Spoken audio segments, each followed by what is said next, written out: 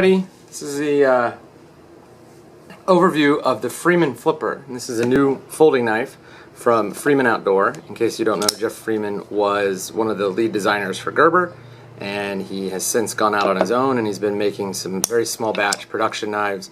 I previously reviewed the Freeman 451, which is a 4-inch fixed blade with a very nice sheath and S35VN handles, and it was awesome. As you can see, it has the sort of stylistic consistency with that knife. There's lots of striations and grooves on it, even all the way down to the blade. If you look at that blade, there's some grooves there on the blade too. So come on, camera. There we go, camera. And so machined right into the blade. There's the word mark, and then on the other side is the USA D2. This is a D2 blade, and I don't really have any problems with D2, though I do have to say that there are nicer steels. D2 really does pretty much everything you'd want it to do. The inlay is G10, and you have your choice of colors on inlay. I chose blue because I like blue, and I know a lot of people didn't like blue because I posted on Instagram and everybody bitched about it, so I don't really care. It's blue, you can get black, you can get orange, you can get whatever you want. It is a flipper, and you can open it without the flipper using this little divot here. Go way down to the end, get some leverage, and then you can open it like that. It's not really super great that way. It is really, let's see, lightning fast as a flipper. And the, let me see if I can do this so I hold it up. I mean, this blade falls like nothing I've ever seen. This is easily the smoothest flipper I have ever seen. Custom production. I've held the tilt. I've held a really nice Tim Galen flipper, and this thing just falls shut like nothing. I've never seen something like this. In fact, it is. You have to be very careful when you first get this knife because it is very, very surprising. Just put it that way. It comes with a nice lanyard, and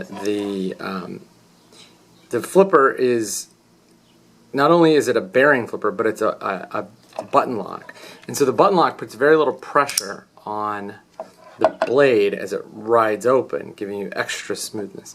One thing I would note is that the blade, that the plunger for the button lock, it sometimes is a little sticky, both in the open position to lock it, or to unlock it and close it, and in the closed position. Jeff was really clever and figured out a way to do a detent on a flipper, because to my knowledge this is the only production button lock bearing pivot flipper. Brian Ty has a couple, and what he's done is he's basically put the flipper way up here, so there's no real detent. The button lock doesn't have any detent, or a very light detent, and instead it's the process of sort of swinging the knife around the pivot that gives you that detent-like feel. And it works. I mean, it's a good system. It works. But this has a true detent. And man, when this blade fires out, it flies out. This blade stock is 3/16 inch thick. It is a 3.7 inch blade, so it's a very big blade for me. The handles are made of aluminum, and they are quite nice. They are very light. The pillar construction is well done. Everything about this knife is solid. I mean, this is a massive pocket clip. It's sunk in so that the pocket clip doesn't wiggle. It's really just a very well-made knife. Now, the crazy thing is, this knife is $200. And I think that the knife, aside from the blade steel, compares very favorably to the Hinderers I've had. And I've had, let's see, I've had 3 different Hinderers. And they were all, you know, they all had this sort of Humvee, you know, big coarse jimping kind of aesthetic with the patterns on the G10.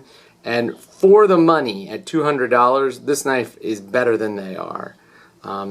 It's not that much worse in terms of blade steel, but I like the flipping action is way better. I like it in the hand just as well. Maybe not quite as well, but almost. And then you get all of the other nice little touches. I will say that this is probably the equal of just about any of the ZTs, and I know that the styling is very controversial, in part because Most knife nuts tend to associate this type of styling with Gerber, for good reason, as I mentioned in the beginning of the video, and Gerber with cheap crap. But this is not cheap crap. This is a fantastic, fantastic knife. Aside from this sort of overly sticky button, which may just be the incredible humidity that I'm dealing with right now, the knife is quite good. I've used it to chop stuff. I've done some light prying with it. I've used it to do food prep. It's impressive, and there is absolutely zero blade play. Even the pickiest person on the planet would find that there is no blade play here. So the Freeman Outdoor flipper is going to be reviewed soon. It'll probably be reviewed on AllOutdoor once I get around to it. But until then, enjoy the overview, and go check Jeff Freeman out at freemanoutdoor.com. Freeman Outdoor Gear or Freeman Outdoor? I'll put it in the show or the video clip.